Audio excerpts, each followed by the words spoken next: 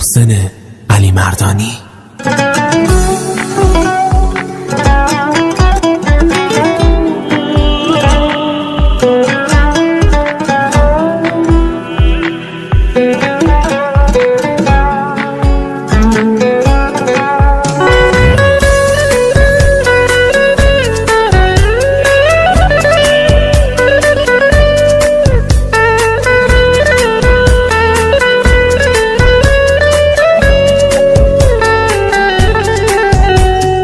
بریدن از چشمای تو سخت محاله، نبودنت کنار من خواب و خیاله. عاشق نبودی که بدونی عاشقی درده، آخه کدوم عاشق با عشقش این همه سرده. جنون این عشق نیست، طاقت ندارم من از تو یه لحظه حتی یه ساعت دور باشم من. بارون و این شبا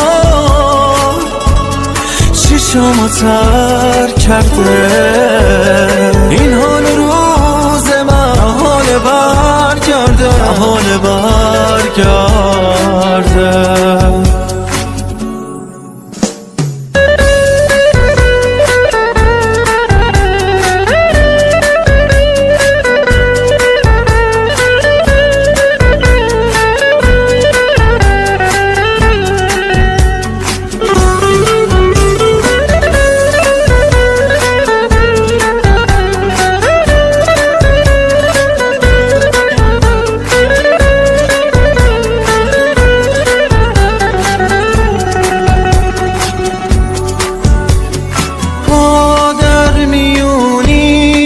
میکنه قلبم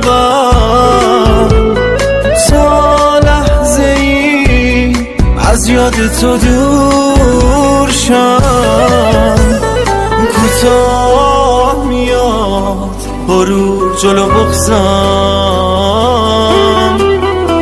یه وقت نشه واسه تو مغرور شم. روزای من هم رنگ پاییزه، پاییز آخه عطر تو رو داره. مگه میشه مجنون از لیلی حتی یه لحظه، حتی یه لحظه چشم برداره. جنون این عشق نیست، طاقت ندارم من از تو یه لحظه حتی یه ساعت دور باشم من. بارون و این شبا